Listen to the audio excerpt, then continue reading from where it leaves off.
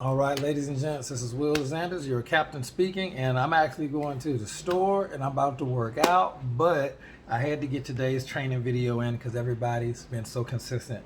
And as y'all saw in the post earlier today in the group, the 80-20 rule is undefeated. It's ridiculous. It's ridiculous. So let's kind of dive into it and get today's training video out of the way. Let me go ahead and get that on mute. All right, so real quick, I put together 10 reasons and a little bonus reasons about why people fail and why they don't complete, things they set out to complete. And remember, whenever you're looking at doing a 30-day challenge or even a 7-day challenge, it's always good to keep the 30,000 foot overview, keep the big picture in the forefront of your mind as often as possible. Okay, and we say take it one day at a time. This is what we mean. We know that in this business, in order to create long-term residual income, okay, and long-term radiant health, we know this is not a one-day process per se. We know that it is the accumulation of years of the proper habits. For example, if you're overweight, guess what? That's not something that just happened today. That is the accumulation, the accumulated effect of years of maybe less than stellar eating and exercise habits. If you don't have enough money in the bank, that didn't just happen yesterday. That is literally years of either, less than stellar spending and saving and earning habit. It's a habit. Okay, I have a habit that I save money into a savings account that I don't touch every single day. Every single day, without question, I move money into a savings account that I will never touch. All right? The amounts vary, but I've developed a habit of saving. This is probably thousands of days in a row that I've done this every single day. Okay, now that's a habit that I created. Now, back when I first started, I kid you not, the smallest amount I ever put into that account, just transferred into that savings account, was like a dime. It might have been like 7 cents, right? When I first started years and years ago, I didn't have any money to actually save, but I knew the power of habit. I knew the power. I read books on the power of habit and belief, and I was like, if I can just save every day, if I can just save every single day, when I develop the savings habit, I will attract money to me like a magnet because my brain will be wired for, man, you got to save today. You got to save some money today. And you can't save money if you don't have any money to save, right? So that's the kind of thing. So my money knows where it's going before I ever get it, but develop the savings habit. And years later, you'll be like, man, I really did. This is great. Even if you don't touch it, you'll feel so much different and you'll have a money posture just by having an amount in the bank. Even if you promise to never touch it, and you could if you needed to, but even if you never touch it, your money posture when dealing in business and negotiations and things like that were awesome. A buddy of mine who I worked with years ago, we're on different teams in the company, he hit me up today about yesterday night about investing in some brick and mortar business, cannabis business or something. I'm going, well, if you really knew what time it was, I'm already in the online cannabis CBD space. So that's the thing. But asking me to invest in your business, which happens all the time, but this was actually a dude I really had respect for. So I was like, you know what? Let me humor him and say, look, send me a marketing plan, send me a business plan. Okay, and send me the websites of any businesses that you currently run, okay, in the brick and mortar space or whatever. He was like, oh, I can send you an NDA. Fine, send me an NDA. Okay, we're gonna need this paperwork from you. I'm sorry, did you called me about funds, about investing? I didn't call you. So I just said, hey man, whenever you're ready to send a marketing plan, go ahead and send it. I ain't signing nothing. I really don't even care. I'm just looking out of this out of respect for you. I'm good. So that was that. And what happened? He sent the websites and the marketing plan. No NDA, no whatever. Why? Because my posture was one, I didn't come to you in the first place. But even if I did, I don't need anything you're talking about, right? For me to even look at this, to spend what I call time tokens, to look at this is even cutting into things that I want to do today with my time. So your money posture is different when you have a certain amount of money in the bank. So create the savings habit and save money, even if it's a very, very little amount. Eventually it'll be thousands of dollars. I mean, you'll just be slinging cash. You'll get proud about saving money, but that's neither here nor there. Let's dive into the training for today. I don't know what somebody needed to hear that, I guess. Here's the training for today. Why don't people really finish out what they talk about and not view it in the terms of the 30,000 foot overview of it takes years to be successful because of the accumulation of habits, all right? Because it takes years to be successful, you can't have a successful string of 2 to 5 years, which is normally what it takes in business. You can't have a streak of 2 to 5 years, successful years, if you don't have a streak of one successful year. And you can't have a good year unless you have a streak of at least 12 good months. But you can't even have a streak of months if you don't have a good streak of a couple of weeks together where you really get it. You really put your goals down and knock them off, right? You stay consistent and focused. But you can't have a week worth of success unless you can have one day of success. So the fundamental building block of long-term business success is being able to lay out what you need to do in one day and get it done and make sure that these are things that are under your control. Okay, I rarely set out a goal, okay, I need to get 12 customers today who order at least 100 CV a product today. It's happened, but that's not what I set out to do. I can't control whether or not they spend money. I can only control whether or not expose them to the products or expose them to the business. You see? So I know the things that you set out to do that day, be it work out, save some money, wear a button, promote your business, text a couple of people about your new product, use your product, things like that. Make a social media post or something. Those are things you can control. And if you can't be consistent with that for one day, those type of things, the list is different for everybody. But if you can't be consistent with one day, you definitely can't do 2 days. You can't do a week, ain't no way you're doing 2 weeks. And if you can't do 2 weeks, you're definitely not gonna do a month. And if you can't be successful for 30 days straight, if you can't be consistent in your behavior for 30 days straight, there is no way that you're going to be successful for a month, for 2 months, 3 months, 4 months, 5 months, because you couldn't even get 1 month under wraps. So you'll never have the year you think you're going to have. And 2 or 3 years from now, you'll be wondering, man, I've been in network marketing for 8 years. I've been in network marketing for 5 years. I've been in network marketing for 6 years. I still don't have the success. Well, you were never consistent enough. So that leads us into our first point. Why aren't people successful in network marketing, and why can't they complete a month of a year of activity being consistent, a month or week or even a couple of days? Because they're not consistent. That's number one. You got to be consistent in this game.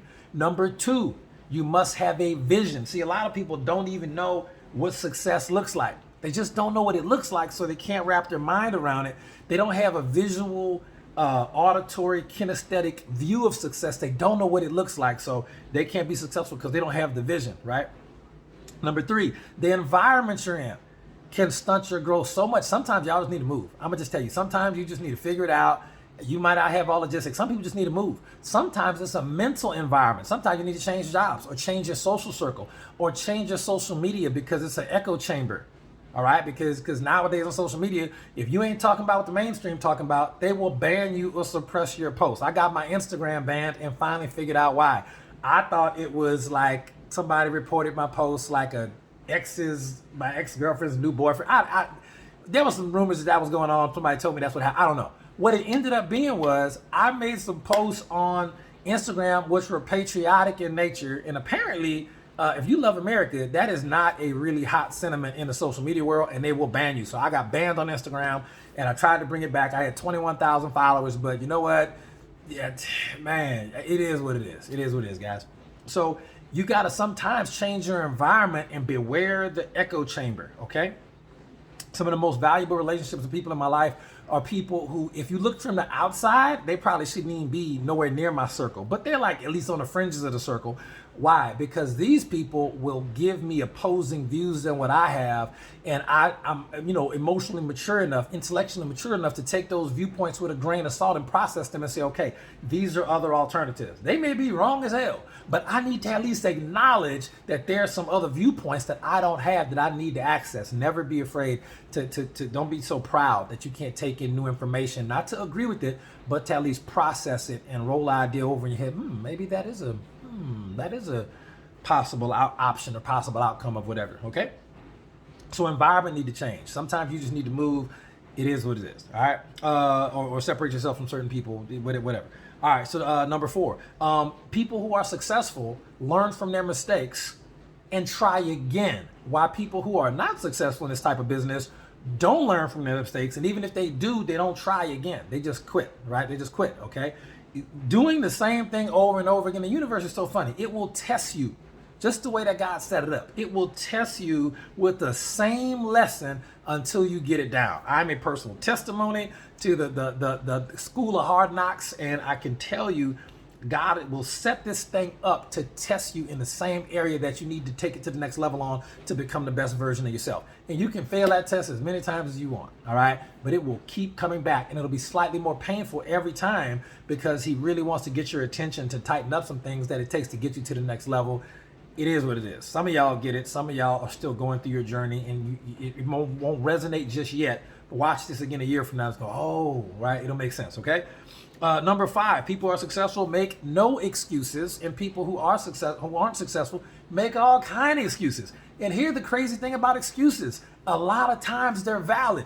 I'm not one of the guys that says, oh, no excuse is good enough. You should always get no. Some excuses are really valid. Okay, shout out to Patrick Ingram out of Dallas, Texas. Patrick, ladies and gentlemen, had a heart attack. He literally was still in the challenge group, sent pictures and video from the operating table post-op, and recruited like either the head of surgery or the nurse at the hospital. He's still in the challenge group today. Literal heart attack like a week and a half ago. Surgery, right? And is still building a business. And they got people who was out. Oh man, my time management, man. I got to figure this thing out. You ain't have a heart attack. You see what I'm saying? There are people who don't make no excuses, and there are people who got excuses for everything. And nobody would have faulted anybody, okay? Let's say, for example, Dr. Hancock and Dr. Tianaru, and I hope I'm pronouncing that right, Dr. Maisha, okay? Literal father, death in the family, the patriarch of their family, died. And we already sent our condolences and prayers and blessings to their family. I'm expecting them to say, man, we just not going to be able to finish this chapter. Doubled down on the commitment to build their business and said, we're going to build this business and complete this challenge in honor of my father who just passed away. What? Literal the next day. And you got people who are like, man, I just can't do it, man. I'm so busy. Okay. So I'm not saying those aren't valid excuses. They are. I'm expecting people to just pull out. No, it's the people who have the excuses that are valid, that keep going and finish, and that's why they're always successful. And it's the people who got excuses that's like, what? That are out. It's crazy, but that's the truth, all right? So take those excuses, acknowledge them as legitimate reasons for you to stop building your business or to be inconsistent or wild out or whatever it is. Acknowledge them, but don't give in to them, because there are people going through far more than you or I who are still going to the top and have gone to the top, all right? Number 6, they go the extra mile. I was talking to Joe Davis today. He was sending some product samples to some folks. He was like, man, I stopped by the store. I'm not just sending product samples. I'm about to print up some information sheets. Right? I'm talking to Melissa Brown. She's like, I'm just not sending product samples. I'm going to throw a couple buttons in there. I'm thinking to myself, man, I'm not going to just send product samples. I'm going to start putting a book in there. I'm going to start sending a book to people, some personal development. I'm going to start sending books out, right? Just as a little extra mile. People who are successful do a little bit more. They go the extra mile as a habit. They're supposed to work out in the gym 45 minutes. They're going to probably do 55. They're going to get an extra run in or something. They're going to do some extra stretching that day. People who are successful typically go the extra mile, okay? John Turner out of Houston, Texas. JT goes the extra mile. Like, he has if y'all ever hung out with John Turner, he has a mailbox in front of his home that he's very proud of. I love it. It really stands out. It is a stone and iron mailbox. It's indestructible, okay? He built it by hand. And he said, well, when I was building this mailbox, like any project I take on, if I had done it and it wasn't to the level that a professional craftsperson who does this for a living would have done, I'm going to do it all over again, okay? No excuses, and he always goes the extra mile, okay?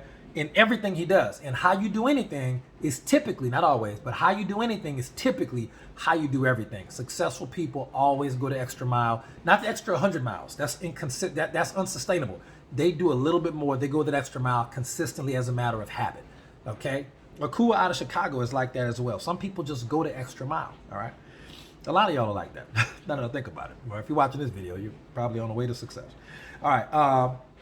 Number 7, successful people are in the NFL. Okay, as in they never forget to learn. They never forget to learn. They're in the NFL. They never forget to learn. There's always something new to learn. I literally have so many stacks of books everywhere in if you turn This way, it's a stack of books. I'm always learning. If I'm driving, I'm rarely listening to music. I'm typically listening to a podcast or audiobook, some type of information. I'm always learning. I'm always sharpening my axe.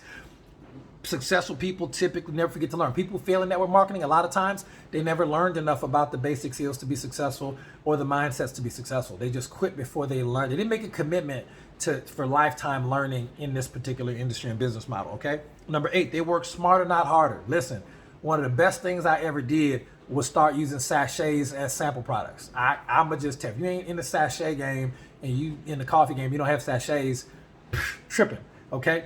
One of the things, Marco, I love working online now, okay? I love working in person too. That's still gonna be my bailiwick, my wheelhouse, right? But I love the social media stuff for however much longer it's here. I love working online. I like working smarter, not harder. It is nothing for me. I'm happy running a newspaper ad for my business in 10 different states, and then I'll go to sleep. I'm happy running an online ad in another country, okay? Paid somebody to write an ad in their language and run it in their local, area, so I can get international people on this team, because I'm in a 24/7 club, and that means we get paid 24/7. When I go to sleep, that doesn't mean my online websites are not out working for me around the world globally, okay? That is very, very valuable. So work smarter, not harder. We could do a whole training on that. Number 9, to me, one of the most important ones on here, they are grateful. Good Lord. Successful people are some of the most consistently grateful and gracious people that you know. They may have an external persona that is really wild, or when they're with their friends and family, they can be very intense. But when you meet them and you get to spend any amount of time with successful people, they are so grateful, but they are also so gracious. It is oddly satisfying to hang out around successful people, because they don't want anything from you. They are just happy to be around you and in your presence, you're in their presence. And it's just a guy said, and I forget who this was, and I forget where I heard this, but he said, I don't remember who said this. All right, but the bottom line, I heard it, and it was so profound. He said, literally, a guy told him, he said, I am grateful for so many things, but one of the things I'm grateful for, I'm grateful to be alive at the same time you are, so we could have met. I'm grateful to be alive during your lifetime. Wow. And he was sincere when he said it. And I'm like, this is amazing, okay? So they're grateful, they're gracious. Number 10, they're passionate.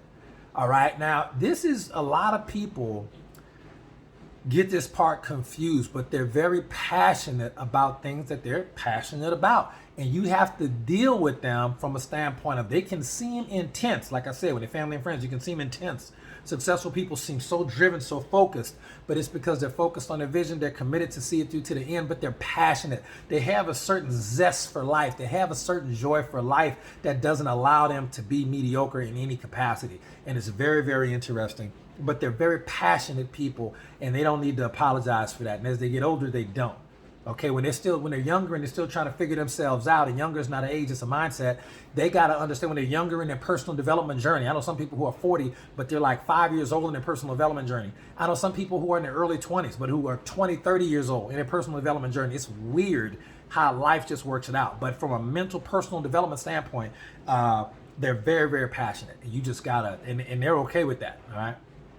And you're gonna have to be too. I mean, you can't, All right, and so that's number 10. And as a bonus though, let me say this, 2 bonuses. Why are people successful in network marketing and not, some people are successful? Belief. Belief is so big. Belief is so big. Belief is so big. Belief is so big. Belief is so big. Belief is so big. Belief is so big. Belief is so big. Belief is so big, and belief is so big. Belief in yourself, belief in the products, belief in the compensation plan, belief in the business model. You have to have those core beliefs or your house won't stand. 90 days is what you'll get before you mentally start falling apart at the seams, because there's some aspect that you don't believe in. It's either the business model, okay, the product or service, the compensation plan, the yourself, okay, you got belief in the company, which includes the compensation plan. The belief got to be there. Belief ain't there, It's only a matter of time. Belief is so big, belief is so big, belief is so big. And last but not least, why do some people fail and some people win in network marketing? Bonus number 12 is point number 12. So we have 2 bonuses today. Is because they fell in love with the net, but not the work. They fell in love with net worth. They fell in love with networking, as in meeting people. They may have fell in love with the internet or social media. They fell in love with the net. They cast the net and catch a bunch of fish, which is prospects and people, because they're just so popular. They love being popular. They love the validation. They fall in love with the net gains, like the money they get to make. They fell in love with all the net, but none of the work. The work is what successful people fall in love with. They fall in love with the work. You have to love. I got up today and I was so happy that I had to put in work on this laptop and follow up with prospects and get some people signed up.